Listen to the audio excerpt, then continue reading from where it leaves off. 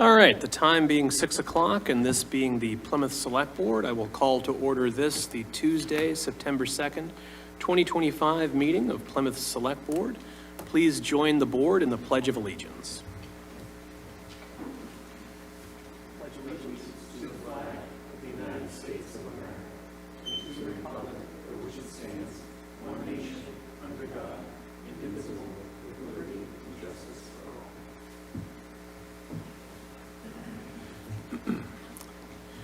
Thank you. Tonight's meeting of the Plymouth Select Board is taking place in a hybrid format. Members of the board are joining us here in person at the Great Hall. Members of the public that are presenting to us or participating in public comment may be joining us here in person at the Great Hall or virtually over the Zoom webinar platform. Members of the public that wish to attend this meeting may do so by attending us in person at the Great Hall at 26 Court Street or via the Zoom webinar platform. The login information for the Zoom webinar platform is included on the agenda that is posted on the town website. The meeting can also be observed through Comcast Channel 9 or Verizon Channel 47 or through the Local Scenes YouTube streaming service. Members of the public are also reminded, pursuant to Massachusetts general law, that any person may make a video or audio recording of an open session of a meeting of the Select Board after notifying the chair, subject to reasonable requirements of the chair, so as not to interfere with the conduct of the meeting. At the beginning of the meeting, the chair shall inform other attendees of any recordings. Presently, I am aware of recordings being made by the local scene for the cable broadcast as well as the Zoom webinar and YouTube streaming site. All right, that brings us into our agenda. We have first and foremost on our agenda a couple of public hearings. We will take each of them separately, although they are with the same applicant. So, first and foremost, we'll read the notice for the first hearing. In accordance with Chapter 138 of the Massachusetts General Laws, as amended, notice is hereby given that a public hearing will be held at the Plymouth Town Hall, 26 Court Street, on Tuesday, September 2nd, 2025, at 6 p.m. to consider the application for a new farmer winery pouring permit from Vitamin C Brewing, Plymouth LLC, doing business as Vitamin C Brewing, 98 Water Street, Unit 102, Dino Funari, manager. Description of premises is as follows: 242 total square feet located on the second floor, 40 square feet for the winery productions, with the remaining 202 square feet for the farmer winery pouring permit area. 6 entrances and exits. Anyone wishing to be heard on this matter should plan to attend this meeting. And do we have anyone here to speak on behalf of the applicant? Yes, please take the podium, Dino, and introduce yourself for members of the public.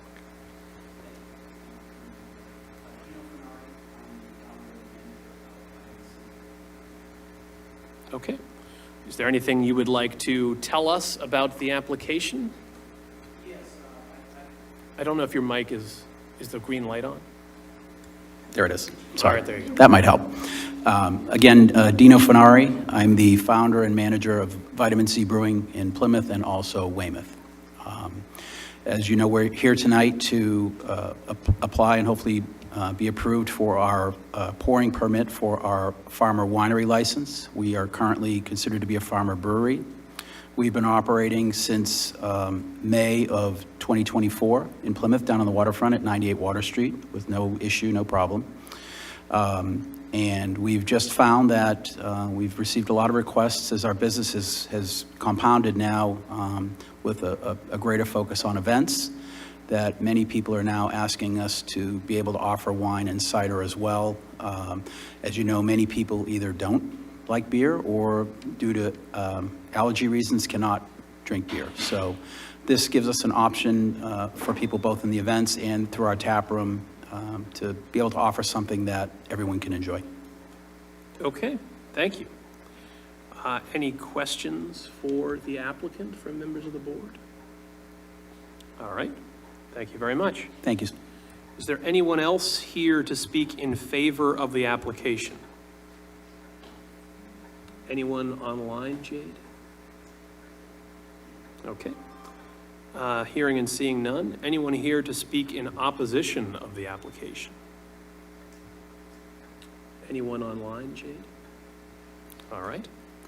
If there is no one else here and no questions from members of the board, I will declare the hearing closed then. Do I have a motion in regards to this first of the two hearings?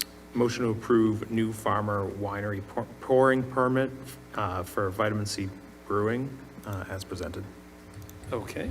Mr. Golden has moved that we approve the first public hearing notice. Any second? I'll second. Isaiah Quinto has seconded. Any discussion as to whether or not we should approve this request or this permit? Hearing and seeing none. Mr. Golden? Yes.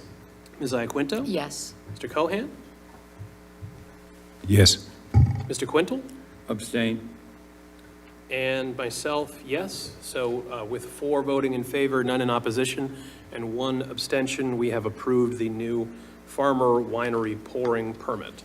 That brings us into the next listed public hearing, that being in regards to an alteration of premises. We'll read the notice to open the hearing.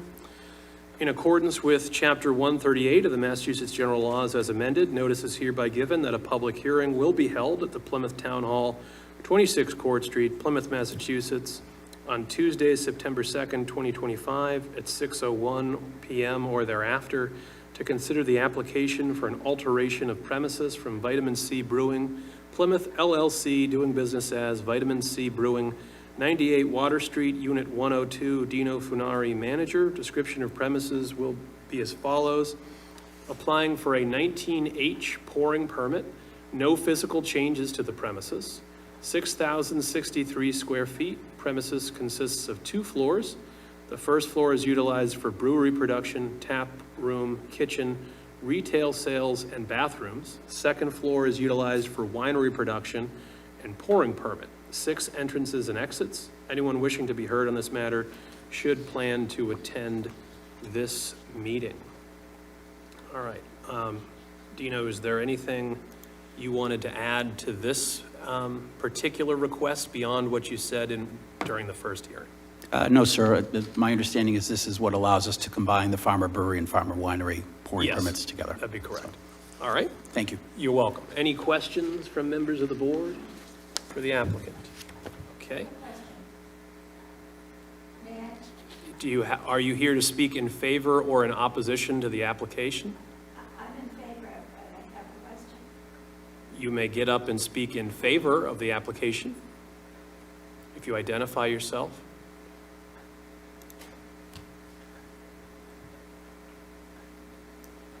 Brenda Silvius, I live on Winslow Street, directly across from Vitamin C. And we are in favor of it, but I'm curious about your second floor. Is it going to take over a couple apartments? No, it's not. We actually have a unit on our second floor right now that's being used. It's currently in storage. It's not part of our farmer brewery layout, if you will.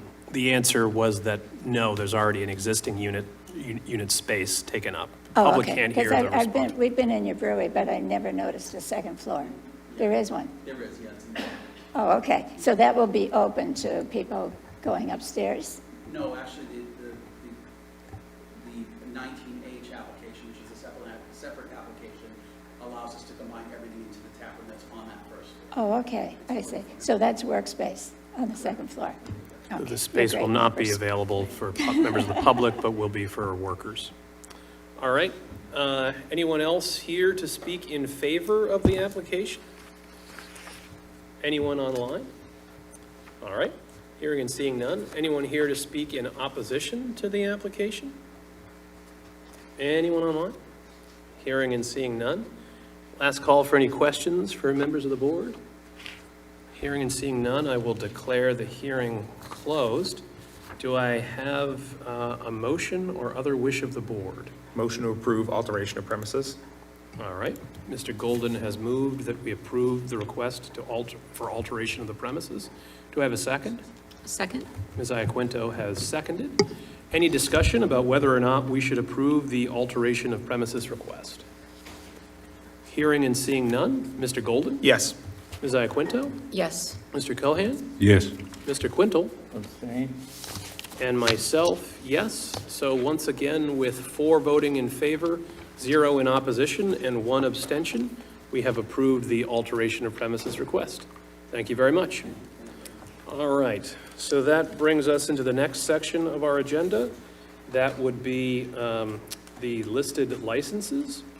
We have 2 one-day wine and malt licenses. And we also have a request to surrender a liquor license previously held by Proof 22. Wish of the board in regards to the listed licenses. Mr. Chair, unless my colleagues want to take these individually, I would make a motion that we approve the one-day wine and malt licenses and the surrender of liquor license as advertised on our agenda. All right. Mr. Golden moves that we approve those licenses and surrendering of a license request as a group. Do I have a second? Second? Ms. Iaquinto has seconded. It has been moved and seconded. Any discussion from members of the board in regards to the motion? Hearing and seeing none. Mr. Golden? Yes. Ms. Iaquinto? Yes. Mr. Cohan? Yes. Mr. Quintel? Yes. And myself, yes, it is unanimous. That brings us into the next item on our agenda, that being Administrative Note 1. Wish of the board in regards to Administrative Note 1. Motion to approve. Mr. Golden moves that we approve Administrative Note 1. Do I have a second? Second? Ms. Iaquinto has seconded. Any discussion about whether or not we should approve Administrative Note 1? Hearing and seeing none. Mr. Golden? Yes. Ms. Iaquinto? Yes. Mr. Cohan? Yes. Mr. Quintel? Yes. And myself, yes, it is unanimous. We have approved Administrative Note 1. That brings us into the next section of our agenda, that being the listed agenda items, first and foremost of which is Article 7, Morton Park Town Brook Culvert Project, dedication of town-owned land. We are joined by David Gould, Director of Energy and Environment. Mr. Gould, you have the floor. Thank you. Good evening. Article 7 seeks to establish 2 easements for the Morton Park Culvert Project. One is a permanent easement, the footprint of where the existing culvert will be replaced to designate that for highway purposes. And then there's also a small temporary construction easement on adjacent private property. That owner is not seeking any financial compensation at this time, so it's simply to be able to do some work to stabilize the stream bank on the downstream side of the culvert as the project's being completed. Both of the easements are requirements for the $2 million from Federal Highway Administration and Mass DOT funding that we received for the project.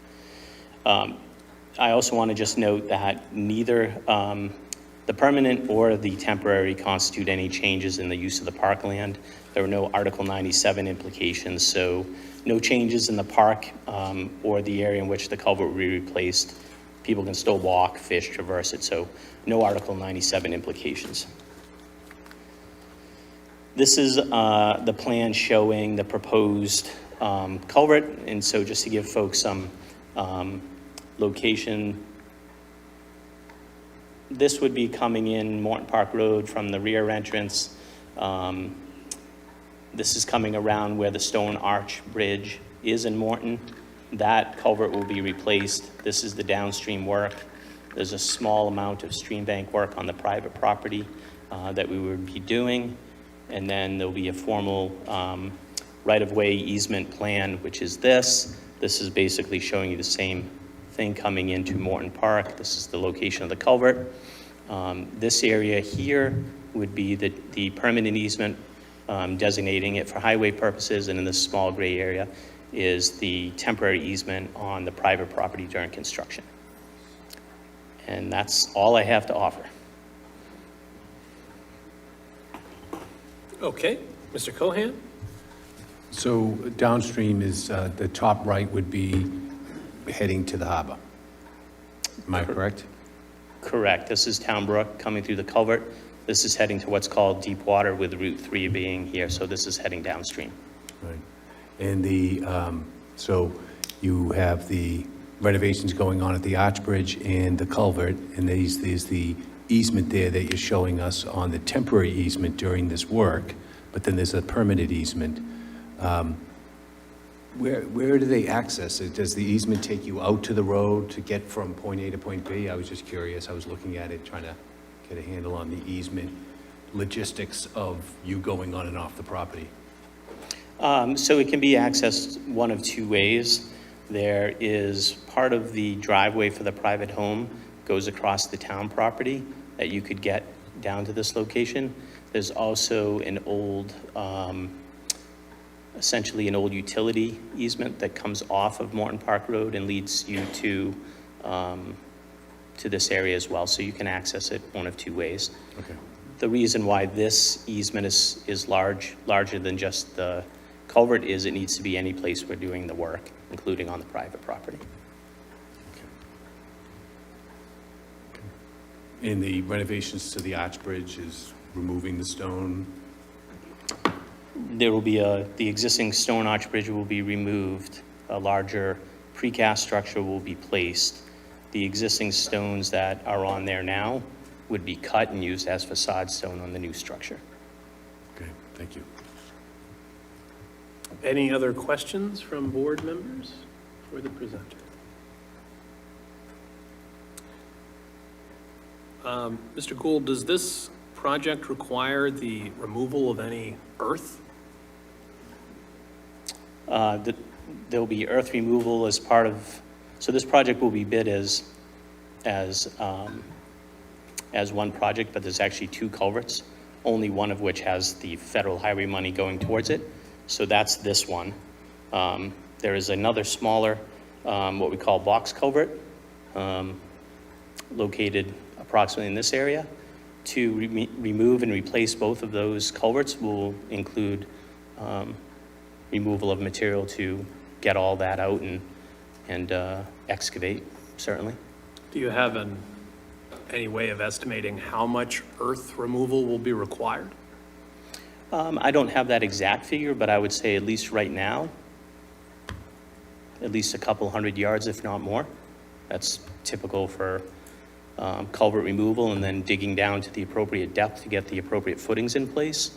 The geotech in this location has indicated, which isn't a huge surprise for those of us in Plymouth, there's extensive sand throughout this layer, so we need to excavate deep enough to be able to put good footings in place. So I don't know the exact figure, but I would say at least 300 to 400, if not more, cubic yards. And is there any time sensitivity to the availability of the grants that you're using to fund portions of this project? So this has been one of the more challenging projects, not in terms of being able to design it, but in terms of permitting because of all the implications that go along with federal highway and MassDOT money. And there, of course, this is a herring run, so we have time of year restrictions for upstream and downstream passage of the adults and the juveniles in the fall. And so we're limited to basically working in the winter months. So lots of constraints on this one.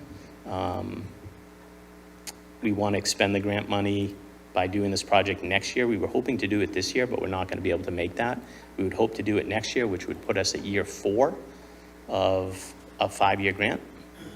So we would hope to be able to get that project done at that time. What happens if you get through 5 years of the grant and you haven't done the work? You lose the money?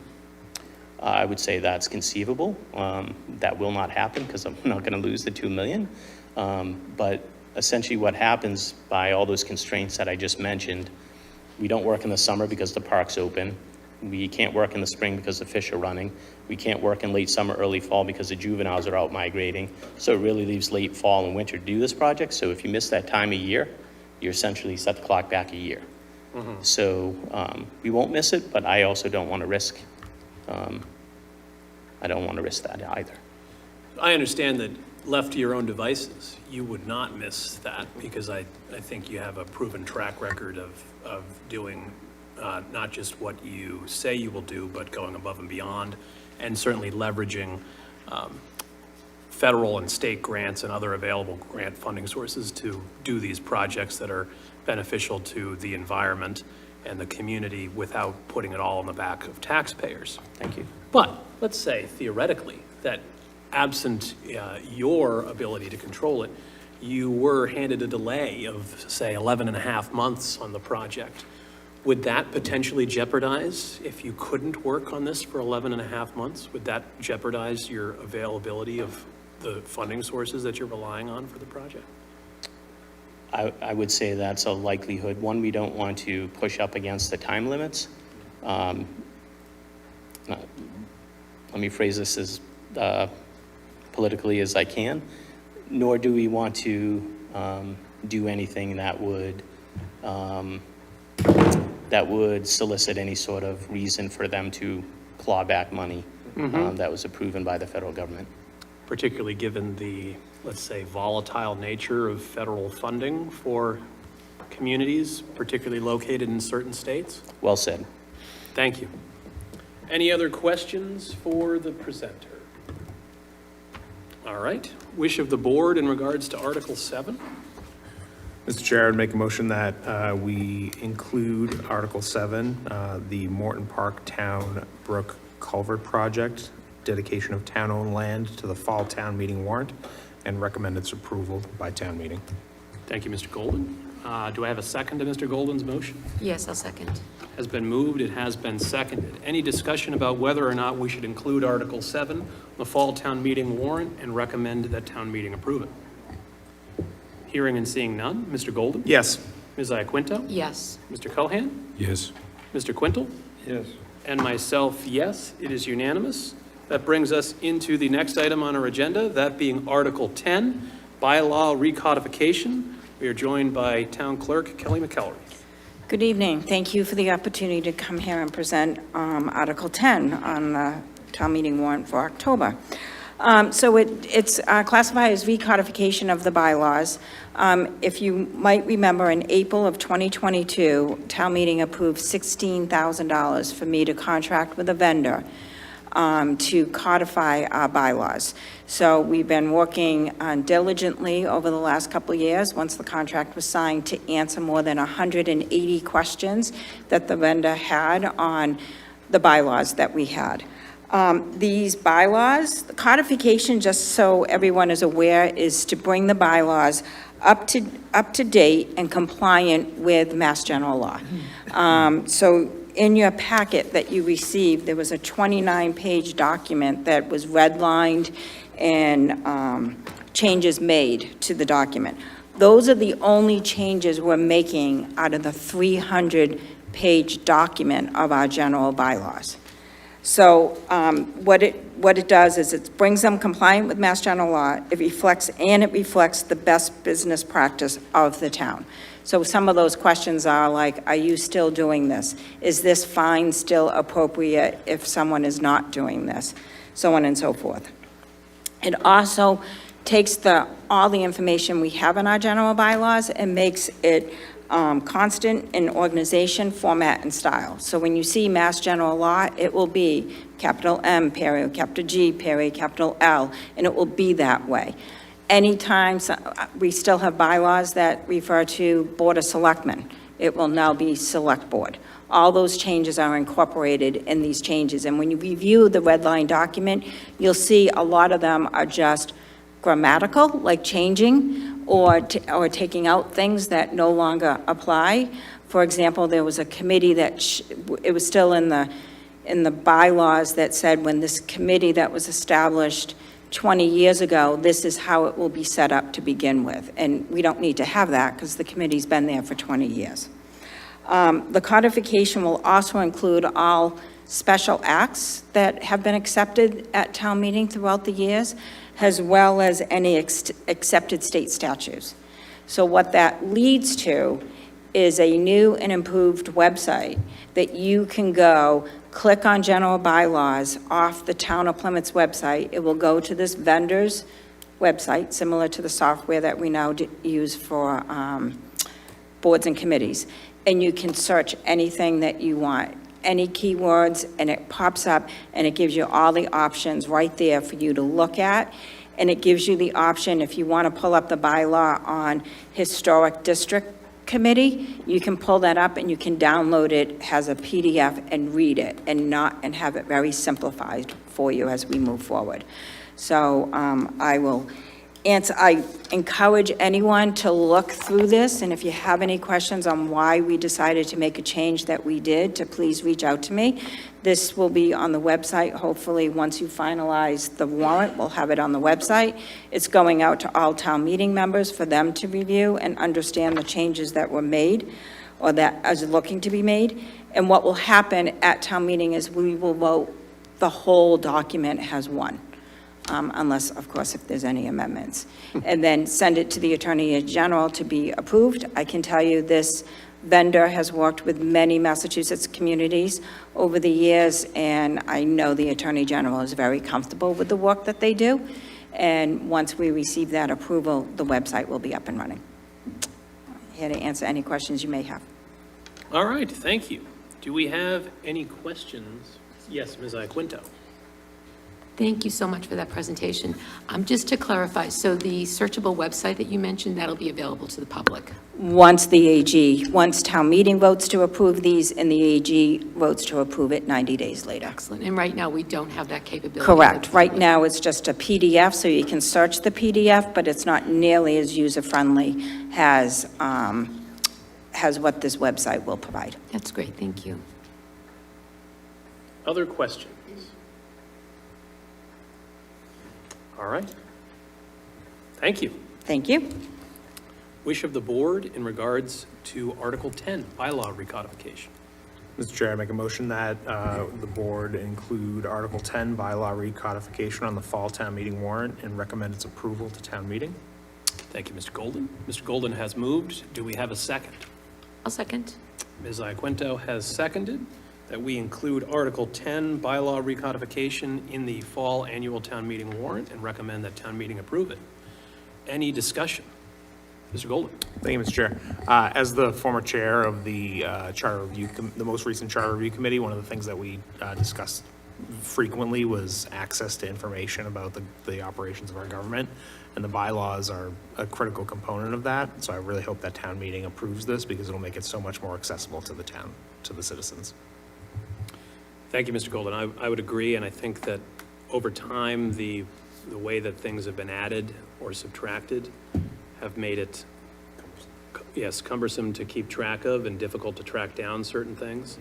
Mr. Anderson, our records aficionado, was here earlier in regards to the admin note and has done a lot of work with the digitization of our records and tracking down when things were voted on and keeping track of things like that. But this will allow members of the public to see all the bylaws in one place that they can easily navigate. And I think it will improve the experience for everyone significantly. So I am also cautiously optimistic the town meeting will approve this. Any other discussion, further discussion from board members? Ms. Iaquinto. So I did go through the red line version, and I really appreciate the time and effort that went into making it consistent and more clarity. The clarity and consistency that you've managed to achieve with this whole exercise is very much appreciated. And a special thank you for changing select men to select board. We do appreciate that. Yes.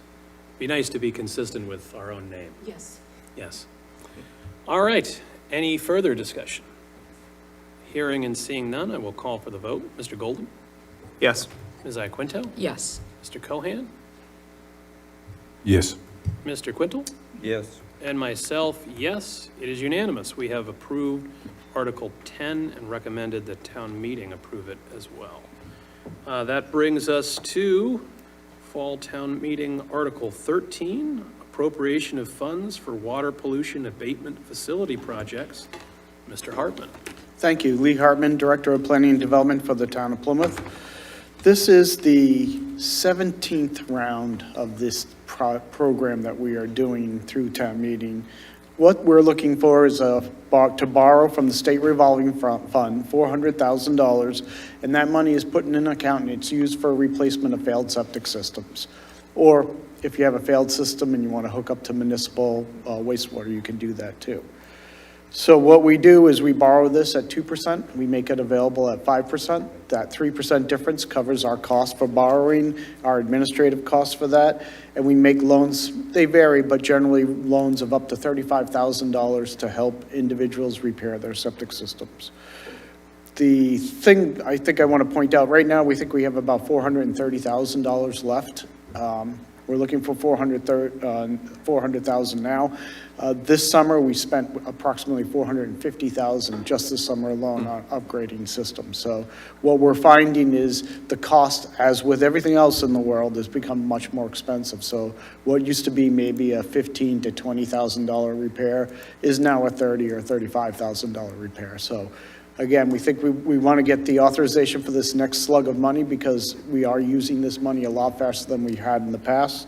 It's a great program, and to date, we've serviced about 328 households with failed septic systems. So it's a great program, and we hope you support it. All right, thank you, Mr. Hartman. Questions, Mr. Golden? Thank you, Mr. Chair. Lee, thank you for bringing this forward. When the repayments are made, does that money go back to the state's fund? So we borrow it, and then so I think we pay for it when we borrow it. So that money just goes to repay the money we borrowed. Correct. Yes. So we borrow it in advance, and we're paying. And then as people make payments, we're using that money to pay down. So anytime we do this program, anytime we renew it, we're borrowing and then subsequently making. Yeah, and we don't have a to borrow payment all towards it. 400,000. We have that authorization, so we can borrow it as we need it also. And typically what we'll do is go to Lynn Barrett and say, okay, we're ready to borrow another chunk of money. And Yep. we do it as needed. So again, as we start to burn down the 400 or so thousand that we have now, we Yep. wouldn't be borrowing this until that previous money is borrowed. Okay. And I just want to confirm, so because we borrow at 2%, but we offer it at 5%. Correct. We're covering both any of the interest that would be generated on this, as well as our administrative overhead. Correct. And the state mandate says 5%, so we can't, that's what their rules are. But yes, that's what it does. Thank you. Any other questions? Yes, Ms. Iaquinto? Yeah, thank you very much, Lee. I just have two quick questions. First, how many homeowners have been able to take advantage of this program? 328 to date. Excellent. And how do we communicate that this program So it's is available on our website. We have it available in our office. We also have a separate program through Community Development Block Grant money that comes through the federal government, so that if you have a $30,000 repair and that's out of your income eligibility, we have money available for lower income families to assist them also. And that's typically done as a zero interest loan that's repayable upon sale. So you can borrow that money, it's put down as a loan, but it's only paid zero interest and it's paid when you sell the house. So we have those two programs, but it's all available online, Community Development Office and through our office. Great, thank you. Mr. Cohen? So this program now is, the town has had this program, town meeting has been approving this each year for the last 25? At least, yeah. I've been a town meeting member for 27 years, so we've been doing this in the 27 years, as Deb indicated, the amount of people that have been served have been over 300, you said? 328. Okay, and there's an application process that people qualify for this? There's no real qualification. You have a Really? failed septic system, so there's no Right. income minimum, no income maximum. Okay. We will look at everything to make sure we feel comfortable they can pay it, but Right. really, this is about repairing a septic. Yeah. So if you have a failed septic system, you're damaging the environment. So this, Right. the goal here is to get that system fixed. And, So this and is- again, yeah. This is a program for all the residents of Plymouth to take advantage of if they find themselves in a failed system, and there's no qualification, you just fill out the application in the town. yeah, I think we will look at your income and make sure that we're comfortable. But again, this is. To pay it back. Yeah, and the payback is done through your tax bill. So Yeah. unlike other loan There's a lien programs on it. where maybe you're a second or a third, you're behind a first mortgage. lien. There's a foreclosure, none of that matters because this is just assessed through your tax bill. So it's a lien on your. Not property. lien, it's part of Yeah. your tax bill, Yeah, so. tax your bill, yeah. yeah. Could become a lien if you didn't pay it. Right, as it would for your outstanding taxes too. Right, right. And The funds can also be used, I see in the backup memo, for individuals that have the availability to hook up to the sewer. Correct. Due to that expanding into their area. So I think, obviously, expanding our sewer is a long-term and quite expensive project in other regards, but knowing that this can be utilized for that purpose as well, since while a functioning septic system is good, being on the town sewer is much better for the environment. And we do not allow you to use this so that you could then turn around and sell your house. So this is for owner occupied. If you have a system that needs to be upgraded, you can't use this money. You'd have to do that through your normal transaction. Okay. Mr. Cohen? But regardless, if the people do decide to sell a year or two later and they're still paying this down, it's taken out of the closing costs. It's on, well. Yeah, they pay it off. It's assessed on the tax bill. So Yeah, it'd be so- up to them to decide how they pay that and whether that, and I'm not familiar. I've never heard whether somebody just assumes that on a tax bill when they buy these, or as part of the transaction, they say, we want that piece paid off. Yeah, that's an interesting question, because if you were to go to a closing and, sell the property, the closing cost, identify your outstanding obligations to the town. Yep. And those would be paid at the closing. It could be, I mean, I don't see why it couldn't just remain on your tax bill too. And again, I'm not that familiar with what happens and what the That's general a protocol curious is. question. Now you brought up something, I assumed over the years that that's what happened. That's that. Mr. Golden has indicated he can answer that question. Yeah, there you the go. assessor's office actually clears it up with the homeowner before the sale. You can't get a clean MLC unless you Pay that. satisfy this loan before going to closing. So if someone does utilize this as a pass-through, they got to pay up front, essentially. So it's not something that is part of the ALC, it's not the part of the closing cost? It's not part of the closing cost, no. They would need to pay before they get to the closing table in order to close. Okay. Yeah. That's why no one will use this as a pass-through to get to the table. Well, I was just thinking that if someone fixes their septic, they're paying it off, they have a balance, it's Yeah. a year or two later. That could happen. So that was, okay, very good, thank you. Okay. Other questions? All right. Wish of the board in regards to Article 13. Mr. Chair, I make a motion that we include Article 13, appropriation of funds for water pollution abatement facility projects on the fall town meeting warrant, and recommend its approval to town meeting. All right. Thank you, Mr. Golden. Do I have a second to Mr. Golden's motion? Yes, I'll second. Ms. Iaquinto has seconded. Any discussion in regards to Article 13 and whether or not we should include it on the town meeting warrant and recommend town meeting approve it? Hearing and seeing none. Mr. Golden? Yes. Ms. Iaquinto? Yes. Mr. Cohan? Yes. Mr. Quintel? Yes. And myself, yes, it is unanimous. We have approved town meeting Article 13 for inclusion on the warrant and recommended that town meeting approve it themselves for passage as well. That brings us into Article 14, Plymouth zoning bylaw, Section 206.6, multifamily overlay district, and to amend the official zoning map. Once again, Mr. Hartman. Thank you. So just won't go into this. I think you're very familiar with it. We have the multifamily zoning requirements that the state has adopted. It's mandatory that towns must do this. If you don't do it, there are either legal penalties or penalties as it relates to different grants. So back in 2023, we retained the services of Barrett Planning Group, and they worked with us. We identified several different locations where we thought we could comply with the MBTA communities. And if you recall, what we basically decided as a community is let's take credit for where multifamily already exists and not simply rezone more land so we can have yet in a town that's already struggling with growth, more growth.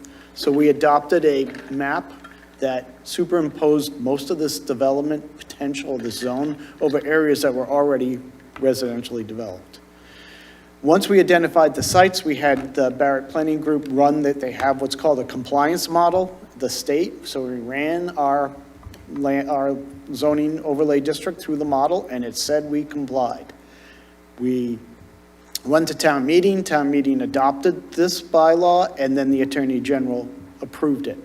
A year later, the Commonwealth came to us and said, well, we have this other provision that's a compliance requirement, but it's not in the compliance model. And that provision says that you must have at least 50% of the zone contiguous to it itself. So it's something that our consultant missed, something that we weren't aware of. So again, when we did this, we had Cottage Park, Sawyer's Reach, and the Colony Place area. Oasis off of Home Depot Drive and the Pine Hills were our areas. But we did not have one piece that was at least 50% of the zone. So we went back and we looked at what our options would be and how we could deal with it. And what we just determined was the best approach to deal with this is to take the Westwood Village, which is a 55 and older special permit community located adjacent to Colony Place and Sawyer's Reach, and incorporate that into our overlay district. Now that property is already subject to a special permit, so nothing can happen, just like with most of the other overlay district we've done. We're taking credit for a higher density development that's already in existence. This zoning change by adding this will have no effect at all on the property. Because we were doing something different, we met with the executive board of the Westwood Village Group, and then we also had a neighborhood meeting and invited all the residents of Westwood Village to attend that meeting. And there was no opposition to this change, and I think they fully understood what we were doing. So what we're doing is increasing this one and superimposing it over already existing residential development. If anybody hypothetically said, how could they do something, they'd have to abandon that project, abandon those houses, and reconfigure something. It is not going to happen. And then on the second side of what we did, we took the zoning overlay district we have for the Pine Hills. So this is Route 3, this is Clark Road, the market is right here, the fire station's here. And we just eliminated some of the multifamily district that we had in the Pine Hills and made it a little smaller. Made the one at Colony Place a little bigger. Ultimately, this is much ado about nothing, because in the end, it really doesn't change anything. It's existing on area that's already been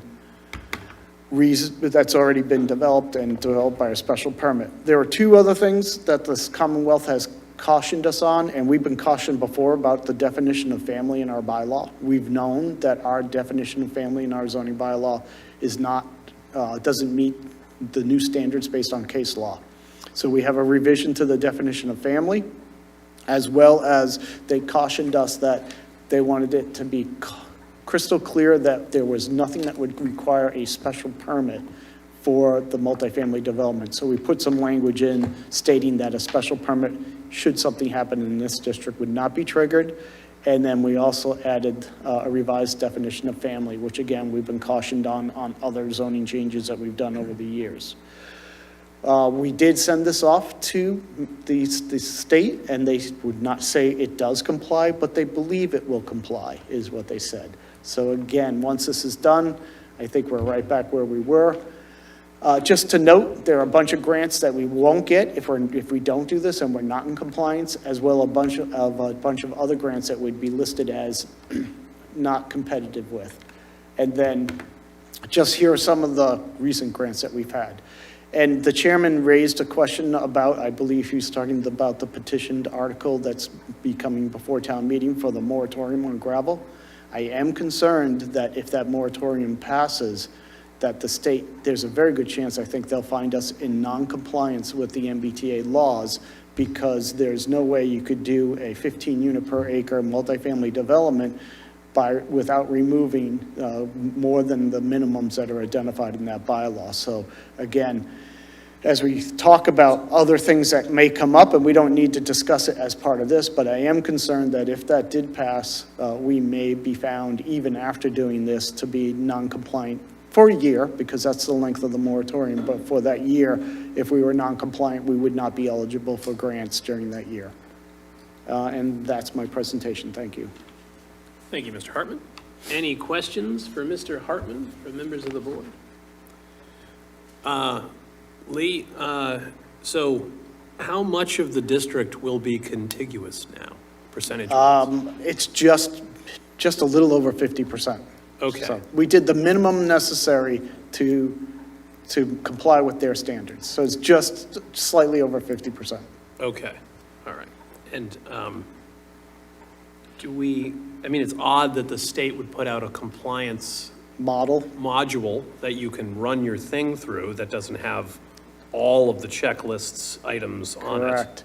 And I think part of the problem is, and maybe, shame on me, that when this first all came out, we tried to get ahead of the curve so Plymouth was ready for this. Right. And we were some of the earlier communities doing this, much as the state was going through, creating their own regulations and going through all of their own determinations of things. So, I think part of what happened with the Barrett Planning Group too is we were doing this early on, and it's not something that was highlighted as great as it is now in other communities.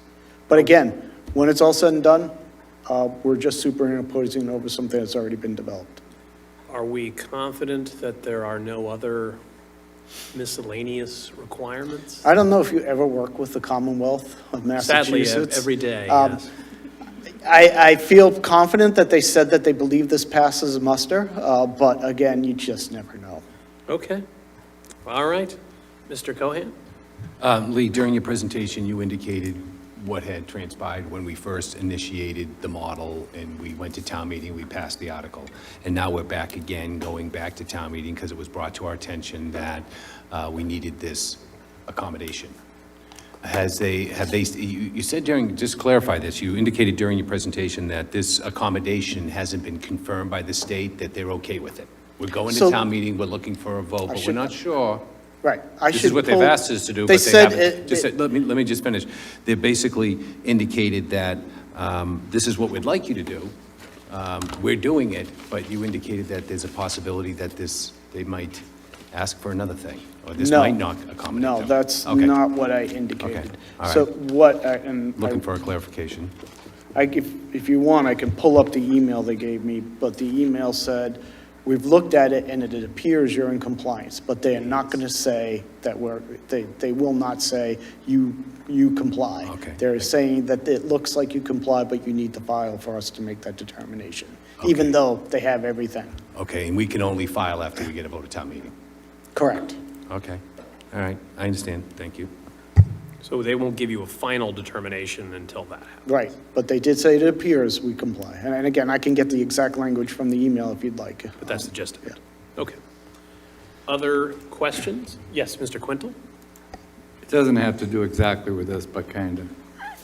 In front of Cottage Park, if you will, to the left, the new development there, it's white, blue, and bricks. Set back a little bit.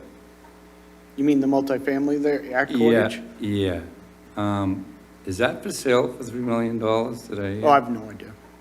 Okay, well, my question is, if it is, how can it be for sale? It's like not landscaped? Because this is probably a Jason Silva question. So is this a smaller multifamily, like 5 units, or is this the bigger It's hundreds? like 3 stories high. I'm not sure. So is it part of Cottage, or is it a building just adjacent to Cottage? No, it's in front of the cottage, right? Yeah, it's not part of cottage, I don't think. Is it? Mr.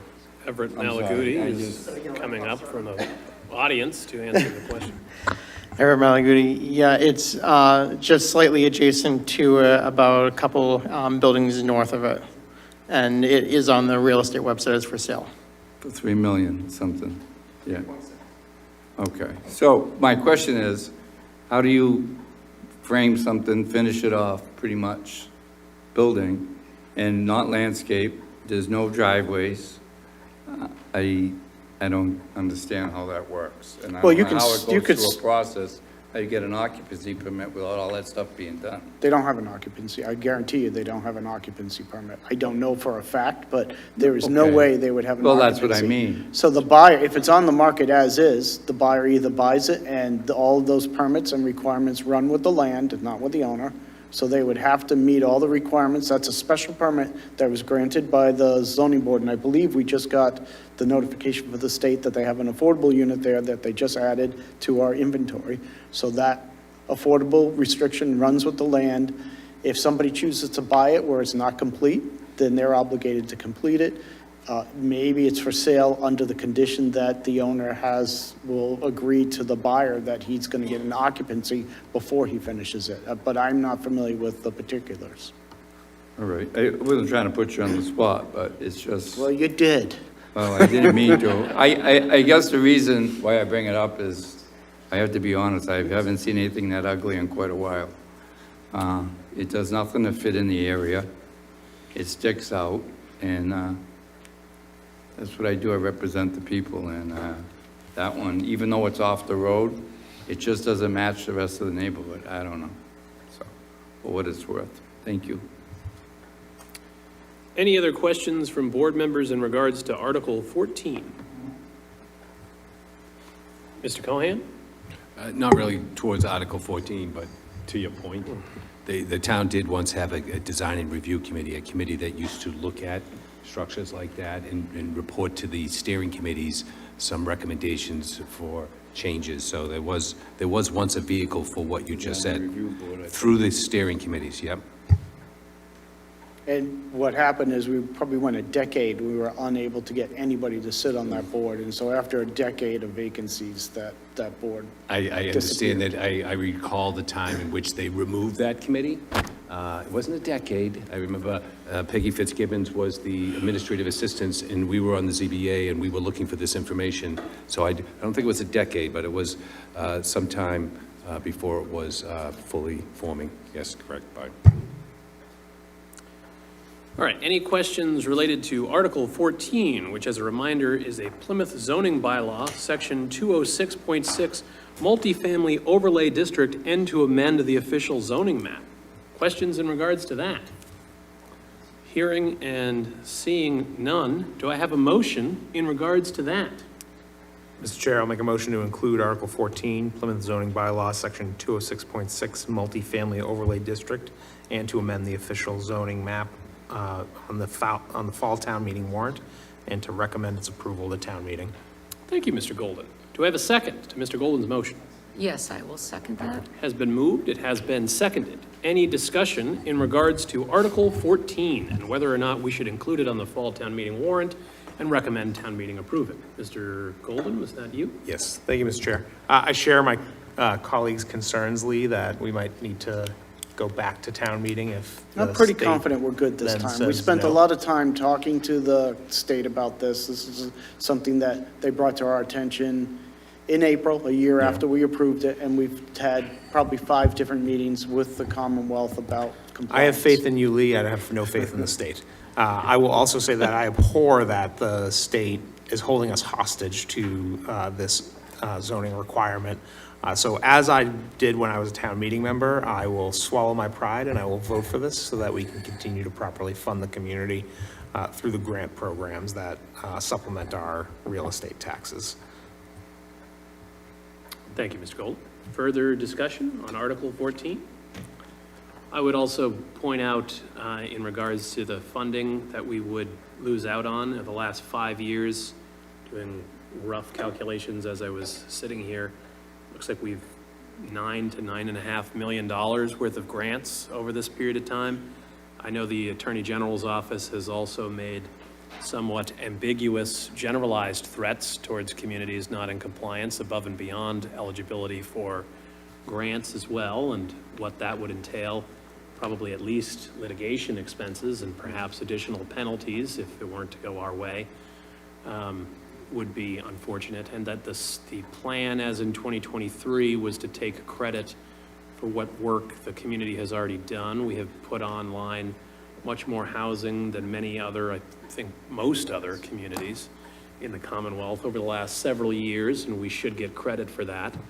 I disagree with the concept, although I am a very strong proponent of affordable housing. I disagree with the concept of the MBTA Communities Law, basically requiring the suburbs of Boston and outlying communities to provide housing for their workforce. So they get the commercial development and we get to deliver services to their workers, which is not a great deal for the non-capital communities in Massachusetts, but for whatever reason, legislators from around the Commonwealth voted for that scheme to be in effect. We shall see how that plays out over time. But I think the important note for Plymouth is that while this board and prior boards, including the one that approved this, have made the increasing of affordable housing for Plymouth residents a priority, that we are not allowing this broad state mandate to dictate it for Plymouth. We are trying to take control of Plymouth for Plymouth and for the benefit of our residents, to have that service on our terms, not on the terms of Beacon Hill. And ironically, this law has nothing to do with affordable housing. It's straight housing production. That's true. And they'll penalize you if you do more affordable housing. They won't let you do it. So this is even about affordable housing. Yes. This is just pure units that they're Right, trying just to workforce encourage. housing, but for their workforce in our community. Yes. Very nice. Well, on that positive. Any other discussion? Mr. Quintal?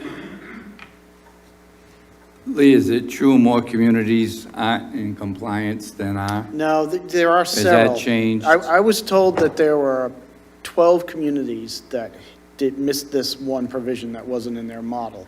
What they're doing, I don't know, but there really are only a handful of communities that haven't gone through the process to try to meet compliance.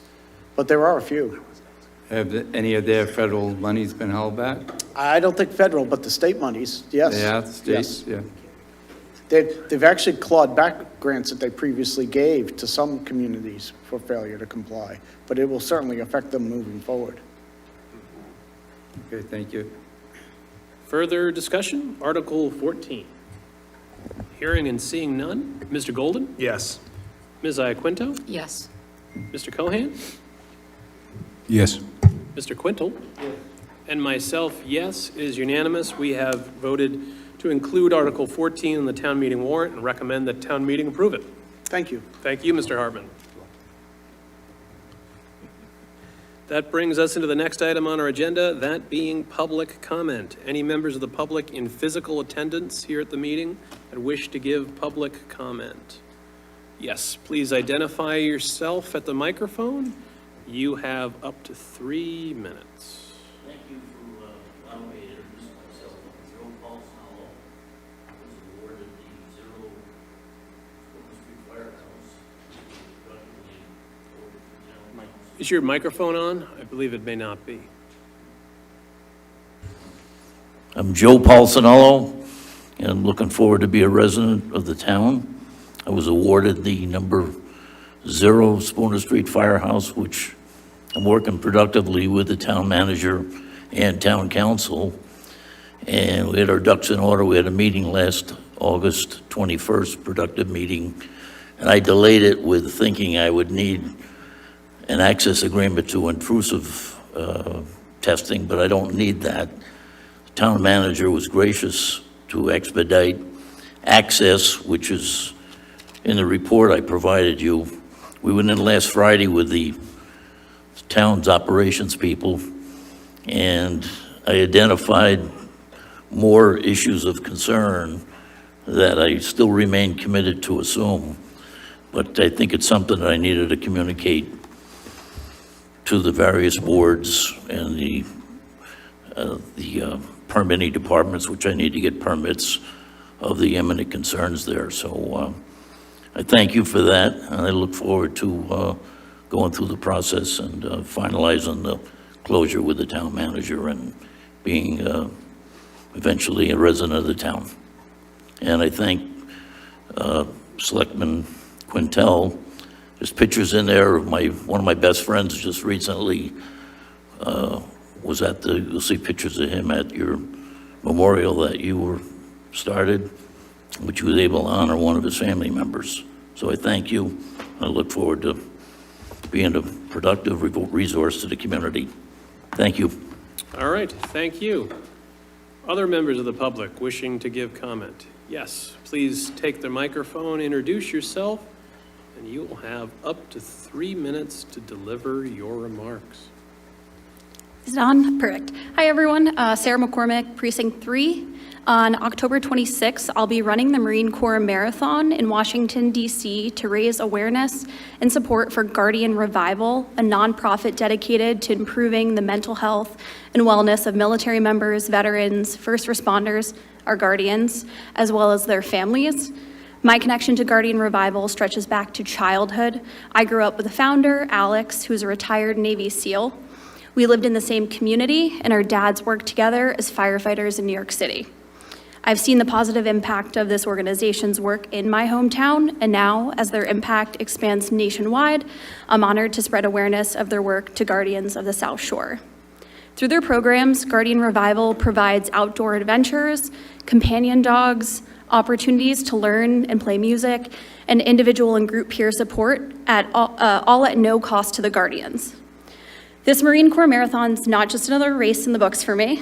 Our hometown was significantly impacted by the events of 9/11. When I travel back to New York next week for our local candlelight vigil, the names of our neighbors lost in the attacks 24 years ago, as well as those who have passed in the years since from related illnesses, will be read, and bells will toll in their memory.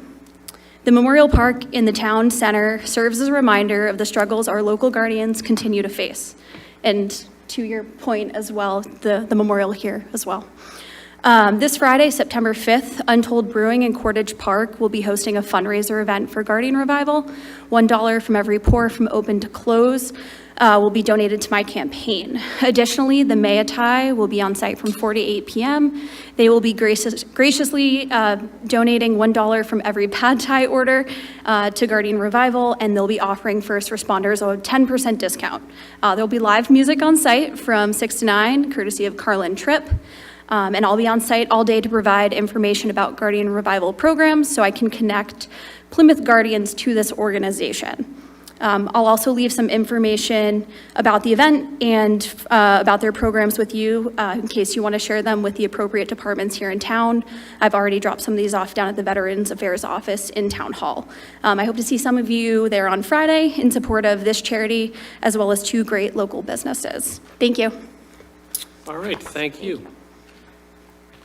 Any other members of the public? Yes, please take their microphone, introduce yourself, and you will have 3 minutes to give your remarks. I'm here, my name's Kevin Leary, for those of you that don't know me. I'm here representing the North Plymouth Steering Committee as the chair. On July 16th at our meeting, Joe Bolsonaro came to explain to us what he intended to do with the North Plymouth Fire Station. We went over all of the generic issues with the building and so forth, and what he intended to do with it, and the ramifications of the fire department being able to post memorabilia and whatnot on the walls and making it available. And I sent an email to Mr. Brindisi, the select board, Neil Foley, the fire chief, and to the planning board. I don't know if you guys received it or not, but we did send that out, and it's a, fairly extensive letter just explaining that the committee is pretty much on the whole, thought that it was a good idea, good thing to pursue. And one of the critical aspects of it is that being a town meeting member for near as long as Bill, around 20 some odd years, and you guys dealing with budgetary constraints, we didn't really feel that the town had the money to do respect to that building with the hazardous waste cleanup, all the lead, asbestos, all of the odd things that are in that building. And secondly, Mr. Bolsonaro explained to us that he was going to keep the facade of the building looking as it is, register the building on some sort of historic. I don't know exactly where that would go. But again, making it available to the fire department, such as when they're at Mr. Quintel's memorial on the memorial of 9/11, things like that, July 4th, whatever they decide. So anyway, if you have a chance, you could possibly go back. The email that went out was mailed out by my wife, Lucille Larry, so I think I had actually been talking to Mr. Brindisi about it, and he went back, and that's how he found it. It's my wife, because as in my business, she sent out all the emails and so forth. So anyway, it's in there. It was sent on July 16th, and the You have committee... exceeded your 3 minutes. Do you want an additional minute to conclude your remarks, or would you like further time? I think I'm done. Well, you can finish within a minute. That's fine. Okay, thank you. I just, as I said, the committee was in full support of doing this and letting him go ahead and, rejuvenate the property and live there. And I didn't talk to Chief Foley afterwards, but sounds to me like he was in favor of this. So that's my opinion, and that was also the opinion of the steering committee. Okay, thank you. Thank you very much. Anyone else in physical attendance seeking to give public comment? Anyone in virtual attendance? All right, that brings us to the next section of our agenda, that being the town manager's report. Mr. Brindisi. Great, just a few updates this evening. So first and foremost, I just want folks to be aware that although we're at the end of the summer, Long Beach is still open for just 2 more weekends. After the second weekend of September, Long Beach will be closed for the season and will reopen next summer, as usual. The Director of Energy and Environment was with us this morning, who reported that we will see over at Jenny Pond the mobilization of the work that will take place at Jenny Pond. That will include the beginning of the bypass and the dam repairs. We'll also see in the next month or so mobilization of the improvements to be made at the Full Sail. So there have been a number of public meetings, one this past summer at the Wildlands Trust, where the public meeting was held to finalize the design of the Full Sail, so which will include beach plantings, benches, and some shade over in that area. So I want folks to be aware, and we will post this as soon as we get closer, that the parking lot that was over on St. Charles Ave and White Horse Road, that parking lot is going to be closed. It's already gated, so there have been a number of vehicles parking there throughout the summer. So we're going to post that in a couple weeks to allow folks to remove their vehicles. But once we begin to mobilize equipment, we're going to close that parking area for the remainder of the winter so that we can complete that work.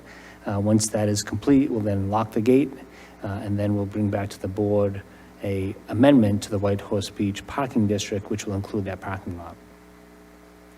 Additionally, we are also completing the road work, the improvements made to our streets and sidewalks this summer. I'm happy to report that 26 miles of chip seal has been complete. Last year, we completed 13 miles of chip seal, so we doubled the number of road miles just in chip seal alone. So we'll still have some more asphalt work that'll take place for the remainder of the season, but I just wanted folks to be aware that chip seal is now complete. Burt's property. So we expect the demolition of Burt's to take place sometime next week. The building commissioner will be issuing a demolition permit sometime this week. You will see a mobilization of heavy equipment towards the end of this week. There'll be staging in the area. We expect them to remove any underground storage tanks this week, in all preparation for the final tear down of the structure next week. So again, more to come on that. From the fire chief's report this morning, he has alerted me that looking at their call data, they've had an increase of 10% from last year, the number of calls that they're responding to. Typical year-over-year increase, they would expect a 2% increase. So they're gonna have to dive a little bit deeper into that call data to try to determine where specifically, if there's any specific location in town that they're seeing this large increase of call volume. So as that data becomes available, I'll report that back to the board as well. And last, I just want to report that actually tomorrow at 10:30 a.m. over at Home Depot Drive, Mass Housing will be conducting a site visit for Oasis Phase 2. Oasis, as we all know, is a 300-unit 40B project. They are proposing an additional 160 units, and because they're proposing that, Mass Housing typically conducts these site visits. So we'll have staff, Lee Hartman over there, meeting with Mass Housing. We're in preparation of submitting a letter to Mass Housing outlining our concerns of this project. As we report in the past, we are expected to be in Safe Harbor, and we expect Safe Harbor to protect us from this project. However, we still have to proceed as in any other normal course of action. So I'll keep the board posted on that as well. Pending any questions, that's all I have this evening. Thank you, Mr. Brindisi. Any questions for the town manager? Mr. Quintal?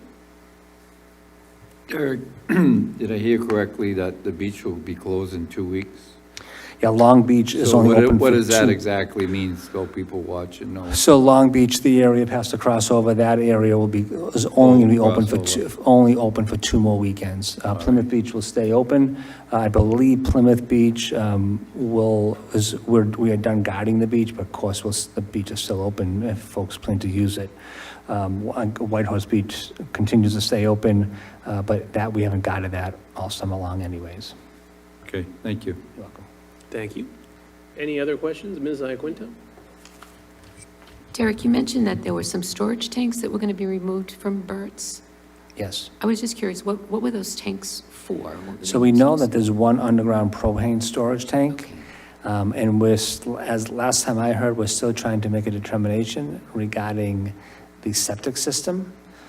So we're waiting to hear back from the property owner what they want to do with that septic system. If it still has a useful life remaining, we would expect them to preserve it and then preserve it for any future construction there.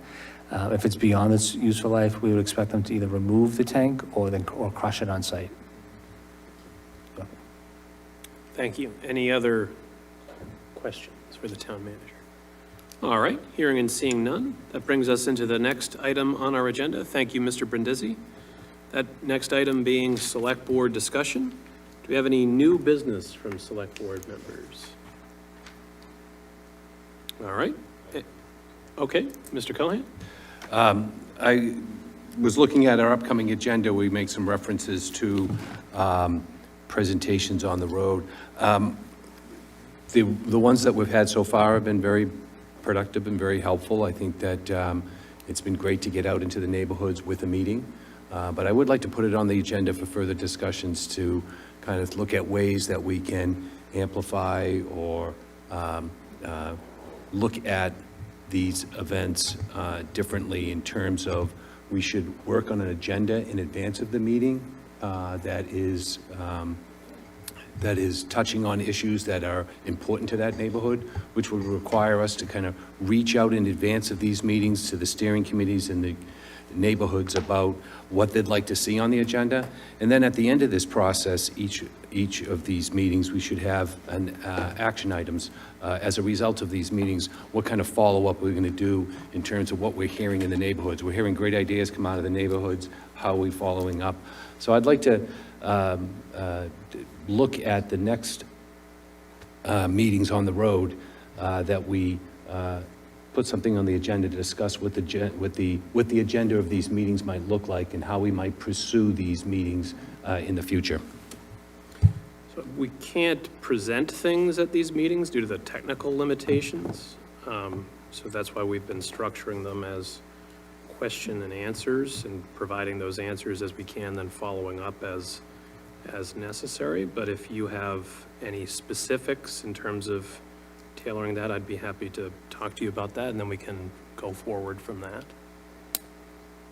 But I'd like to see if there was a chance that this board could put on a future agenda a discussion of how we proceed at these meetings outside of Town Hall in terms specifically looking at their agendas. I don't want to create a complicated situation in terms of challenging technology, just simply an agenda that reflects that neighborhood priority, that in advance of these meetings, we would be engaging the steering committees to get input back on what is a priority, to give us some guidance in our discussions in these neighborhood meetings, along with a simple portion of the agenda set aside for action items, how we're going to follow up effectively. Is that a motion? That's a motion. Second. So you can't make a motion under new business, but you can, so we can talk about these agendas at a future meeting. I doubt we'll be able to do it before Manomet, but we do have we have one planned for West Elementary as well as Cold Spring after the town meeting cycle has concluded, where we can talk in more detail about the items that you've brought up in advance of those meetings. Other new business? So does that mean it'll be a docket item? What, yes, Because we had this conversation the first night you made chairman, and you told me point blank you weren't going to discuss it. I wasn't going to discuss the concept of having an on the road as the date, time, and location of a meeting is within the purview of the chair to set. I don't want a fancy answer. It's really a simple answer. I asked you then, and I'm going to ask you now. Will we be discussing this? That's all I'm looking to do, and I think Bill's alerting to it, maybe in a different way, to have a discussion about future meetings on the road, and how they'll be handled. We can talk. A simple discussion. I understand. We can talk, as I just alluded to, about the details of items on those agendas at a future meeting. We will not be able to do that in advance of Manomet, but we can do that in advance of West and Cold Spring. Yes. Thank you. Other new business? Letters? Old business? All right. If there's nothing else, is there a motion to adjourn, having concluded our business? So moved. And is there a second? Second. Has been moved, it has been seconded that we adjourn, having concluded our business. Any discussion? Mr. Golden? Yes. Ms. Iaquinto? Yes. Mr. Cohan? Yes. Mr. Quintal? Yes. And myself, yes. It is unanimous. We are adjourned at 7:17. Thank you.